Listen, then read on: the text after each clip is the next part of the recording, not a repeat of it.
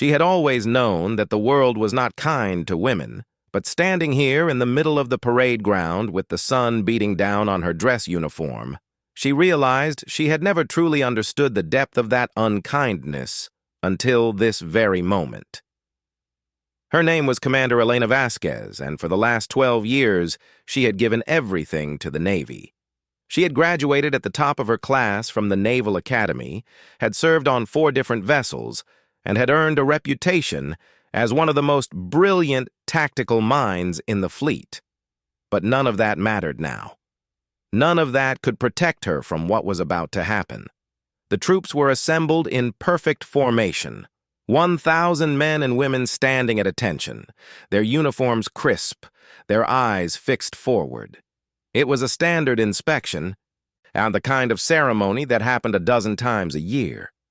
Admiral Jonathan Croft was making his way down the lines, his white-gloved hands clasped behind his back, his face set in its usual expression of stern disapproval.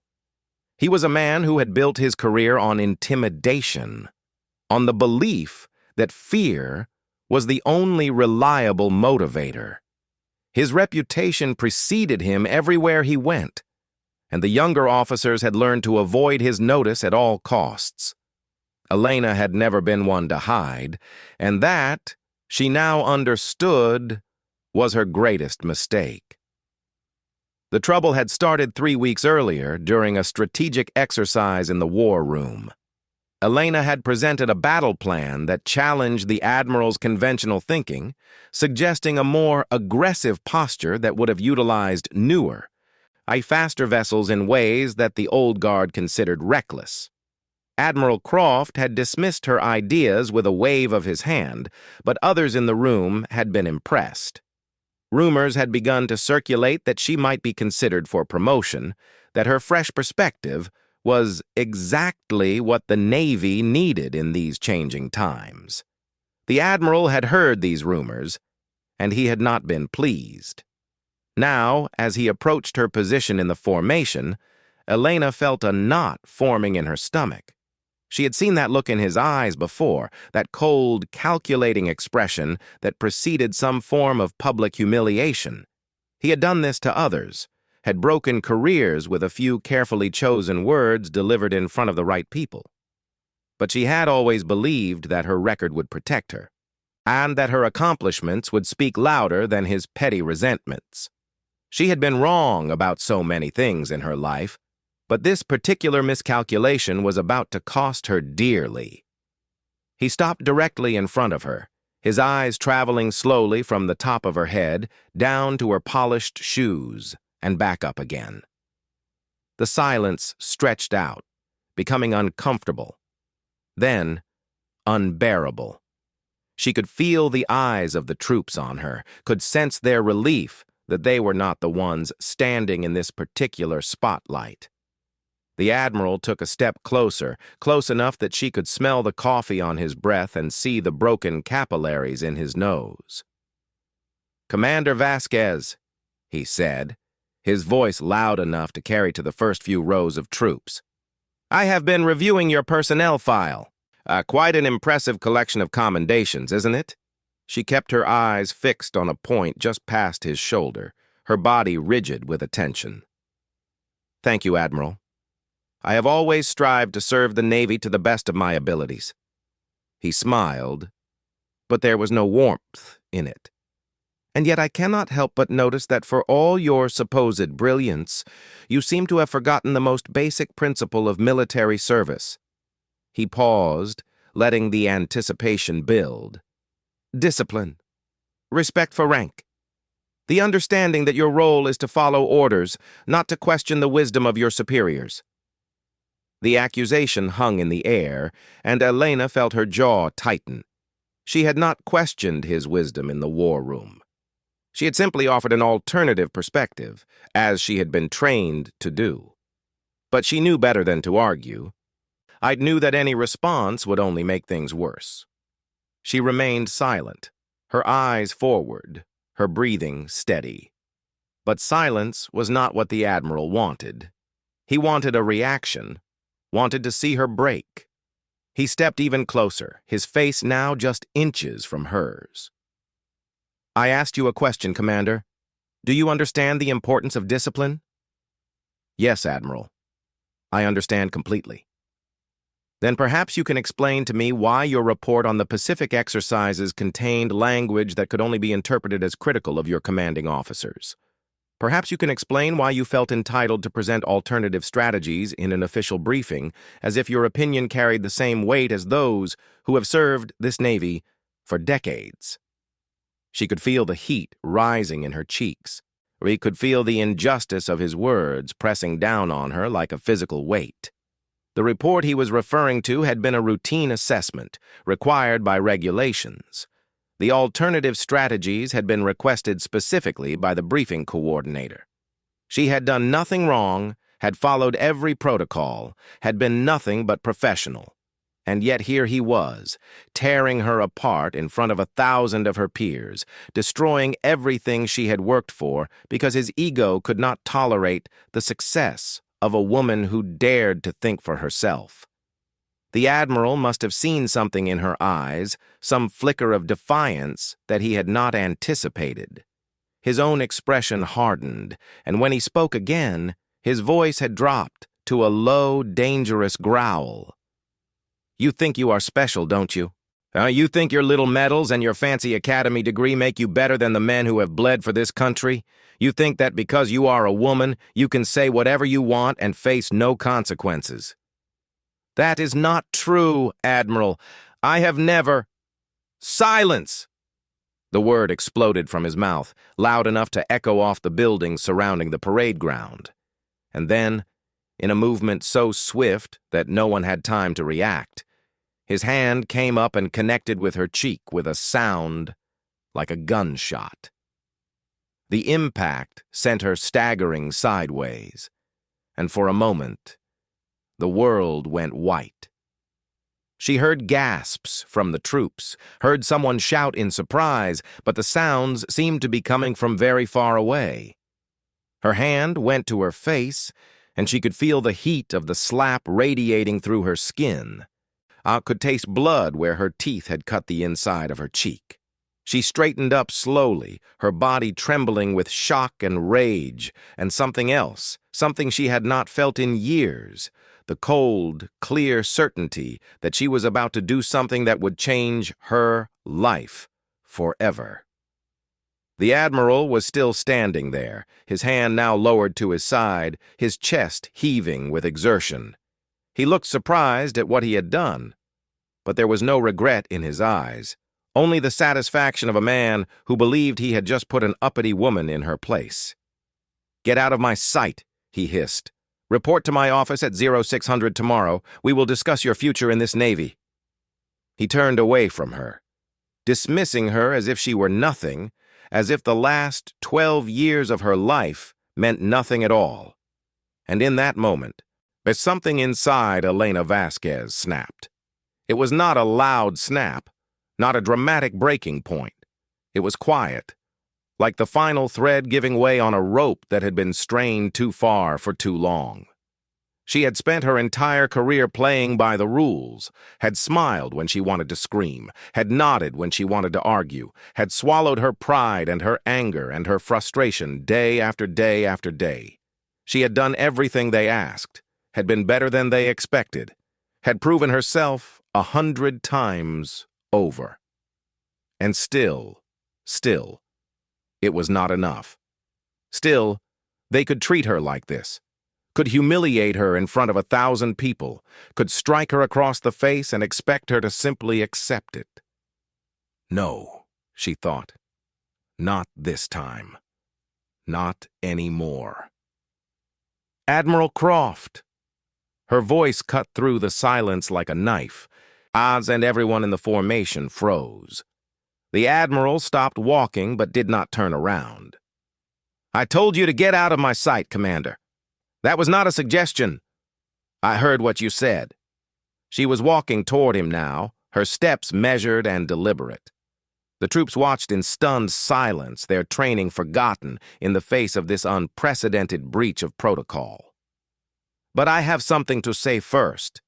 He turned then, slowly, his face a mask of disbelief. No one spoke to him like this. No one.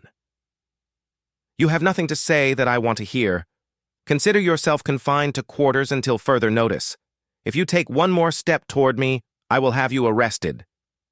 But she kept walking, closing the distance between them until they were standing face to face once more.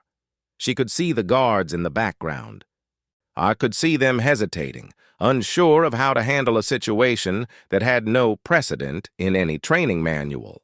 She could see the officers behind the Admiral, their faces pale with shock. And she could see the Admiral himself, see the momentary flicker of uncertainty in his eyes before his anger reasserted itself. "You have made a mistake," she said quietly, her voice carrying in the silence. "You have made a very serious mistake." His hand came up again, ready to strike her once more, ready to enforce his authority with violence one more time.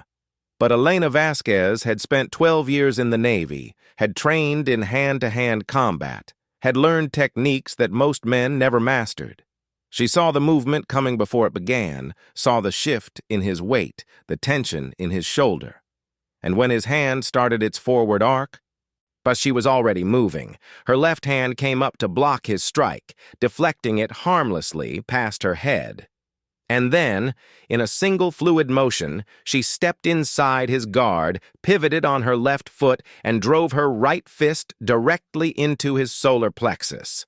The air left his lungs in a whoosh, and his eyes went wide with shock. Before he could recover, before he could even process what had happened, she brought her knee up into his stomach, doubling him over. And then, with all the rage and frustration and pain of 12 years of being underestimated, 12 years of being dismissed, 12 years of being told that she was not good enough, she brought her clasped hands down on the back of his neck. Admiral Jonathan Croft collapsed to the ground like a sack of potatoes, unconscious before he even hit the pavement. And the sound of his body striking the ground was the only noise in a silence so complete that Elena could hear her own heartbeat pounding in her ears.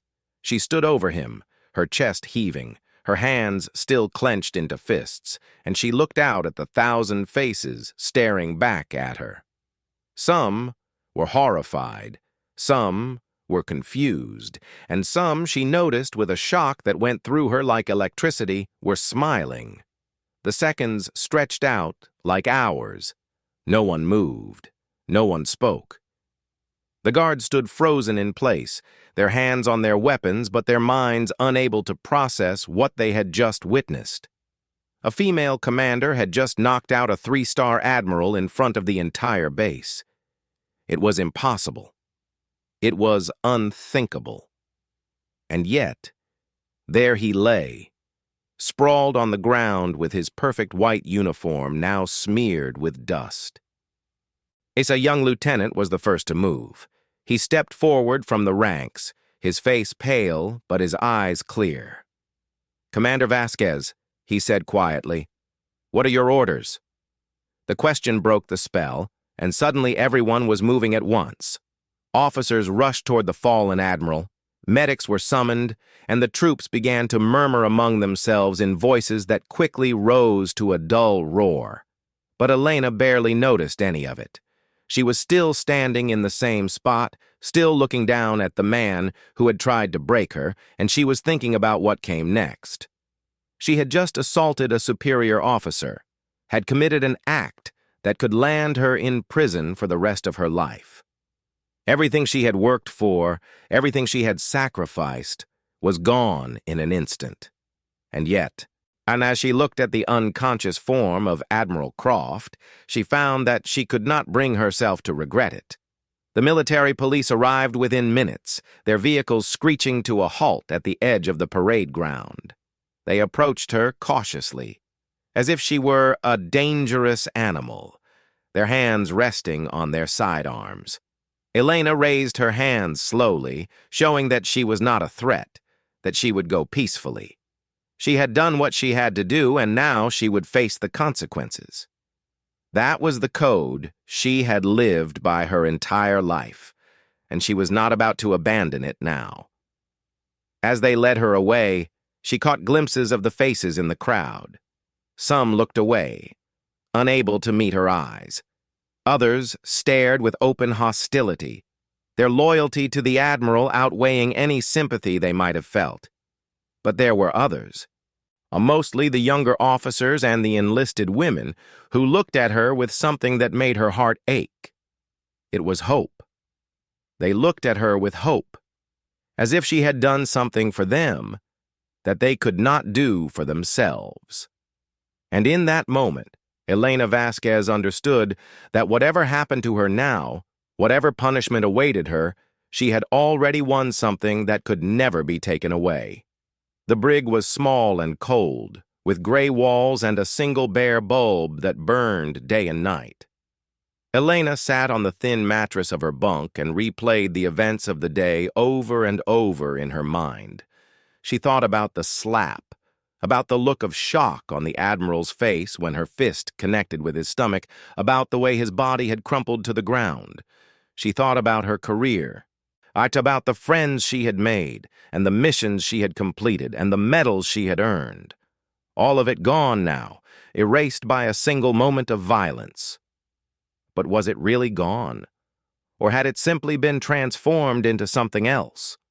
The door opened, and a young MP stepped inside. "You have a visitor, Commander." She looked up, surprised. Visitors were not standard procedure for someone in her situation. "Who is it?" The MP hesitated, then stepped aside to reveal a woman in civilian clothes. She was older than Elena, perhaps in her late 50s, with gray-streaked hair pulled back in a severe bun and sharp eyes that missed nothing. She carried a briefcase and wore an expression of calm determination that Elena recognized immediately. This was a lawyer, and not just any lawyer. This was someone who had been sent by people with power. My name is Margaret Chen," the woman said, extending her hand. "I've been retained to represent you. We have a lot to discuss, and very little time."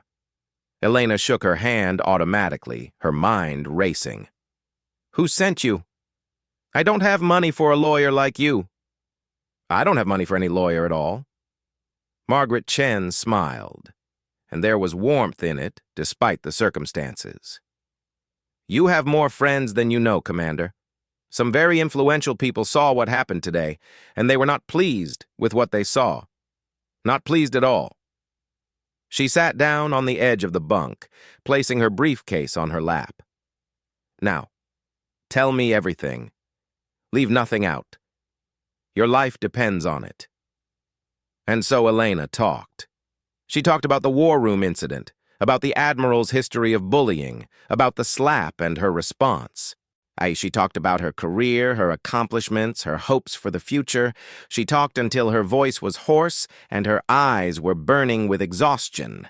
And through it all, Margaret Chen listened, occasionally taking notes, occasionally asking a question, but mostly just absorbing the story with an intensity that was almost frightening.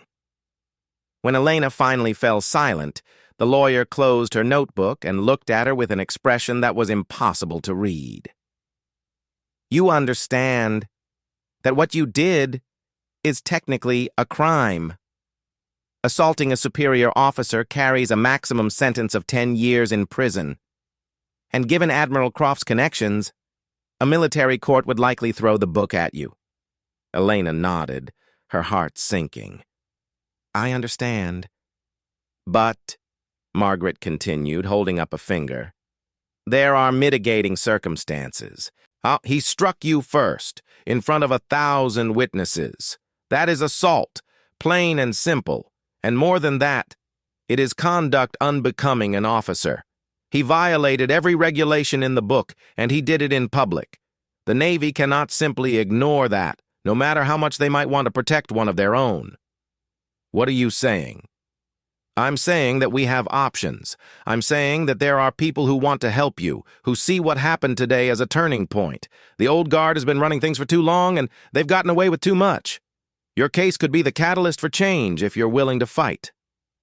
Elena thought about the faces she had seen in the crowd, the young women who had looked at her with hope.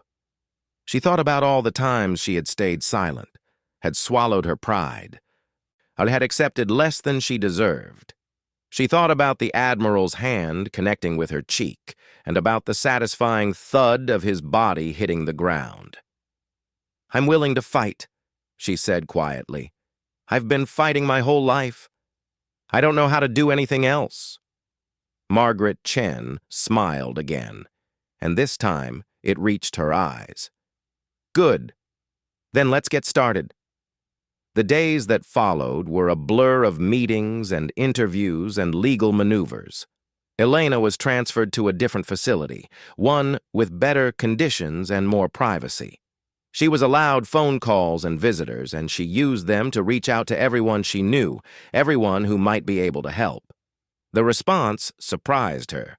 Former classmates called to offer support. Officers she had served with wrote letters on her behalf. Even some of the troops who had witnessed the incident came forward to give statements, describing exactly what they had seen. And what they described was damning for Admiral Croft. Witness after witness confirmed that he had struck her first, that his words had been aggressive and unprofessional, that she had acted only after being physically assaulted. The narrative began to shift slowly at first, then with increasing speed. The story was picked up by the media, first by a local newspaper, then by national outlets. The headline, "Admiral Slaps Female Commander," appeared on newsstands across the country, and the public reaction was swift and passionate. But it was not just the public that was reacting. Inside the Navy, the incident had opened old wounds and exposed deep divisions.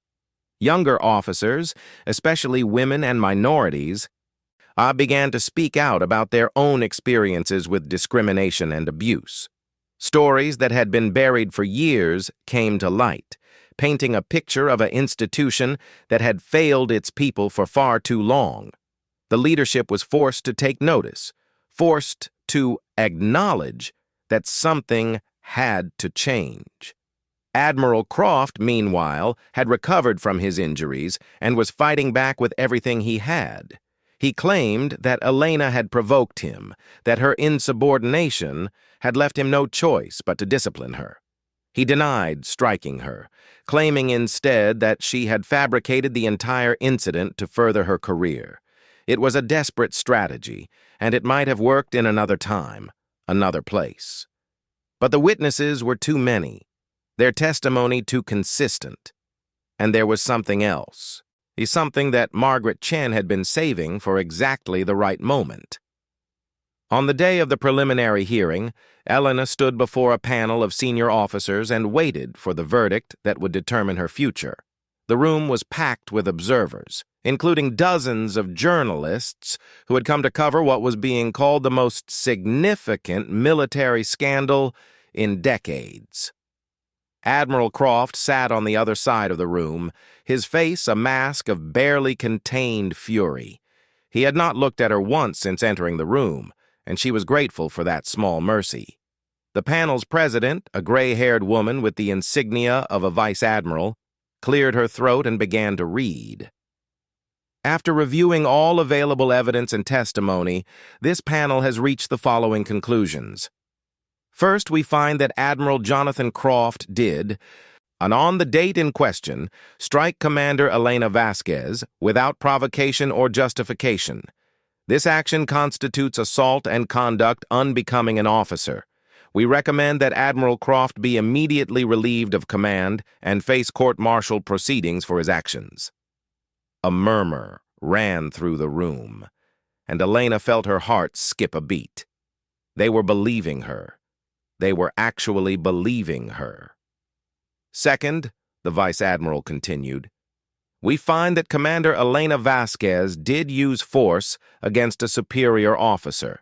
However, given the circumstances and the clear provocation, we find that her actions were justified as self-defense. We recommend that all charges against Commander Vasquez be dropped and that she be reinstated with full honors. The room erupted. Journalists rushed for the doors, desperate to file their stories.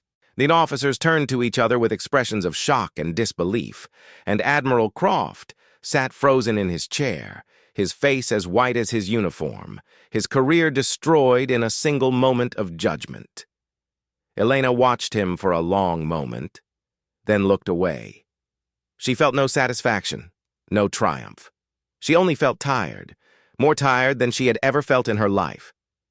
Margaret Chen appeared at her side, her face split by a wide grin. "You did it," she said. "You actually did it." "No," Elena replied quietly. "We did it. All of us." The aftermath of the hearing was chaos, but Elena was insulated from most of it by the bubble of security that now surrounded her. She was escorted from the building through a side door, avoiding the crowd of journalists who were waiting for her outside. She was taken to a hotel room, given time to rest, and to process everything that had happened. And when she finally emerged, 24 hours later, she found that the world had changed. Her story had become a symbol, a rallying cry for everyone who had ever been told that they were not good enough, that they did not belong, that they had to accept abuse because the alternative was worse. Letters poured in from across the country, from women in the military and women in civilian life, from men who had witnessed injustice and wanted to apologize for their silence, from young girls who saw in her a hero they had never expected to find. The Navy, for its part, moved quickly to distance itself from Admiral Croft. He was arrested within days of the hearing, charged with assault and a dozen other offenses that had come to light during the investigation. His trial was swift, his conviction certain. He was stripped of his rank, his pension, his honors, and sentenced to 5 years in military prison. The man who had ruled through fear for so long was finally brought low, and few mourned his fall. But for Elena, the real work was just beginning. She was promoted to captain, a recognition of her service and her sacrifice. She was given a new command, a position of real authority where she could implement the changes she had always believed were necessary. And she was asked to speak, to share her story, to help the Navy understand what it had done wrong and how it could do better. She stood before auditoriums full of officers, before groups of new recruits, before panels of senior leaders, and she told them the truth. She told them about the slap, about the years of small humiliations that had preceded it, as about the moment when she had finally decided that she would not be silent anymore. She told them about the fear she had felt and the courage she had found, about the people who had supported her and the people who had tried to tear her down. And she told them that change was possible, that the Navy could be better, that they could all be better, if only they had the will to try. Years passed, and Elena Vasquez rose through the ranks until she herself became an admiral, the first woman to hold that position in the history of the Navy. She stood on parade grounds just like the one where her life had changed so many years before, and she looked out at the faces of the troops who served under her. They were different now, more diverse, more inclusive. The old guard had faded away, replaced by a new generation that had learned from the mistakes of the past. And always, always, she remembered the day she had fought back. Not with anger, not with hatred, but with the quiet certainty that some things were worth fighting for. Her dignity, her self-respect, the hope that no one else would ever have to endure what she had endured. She had won that day, not just for herself, but for everyone who would come after her, and that, she knew, was the greatest victory of all.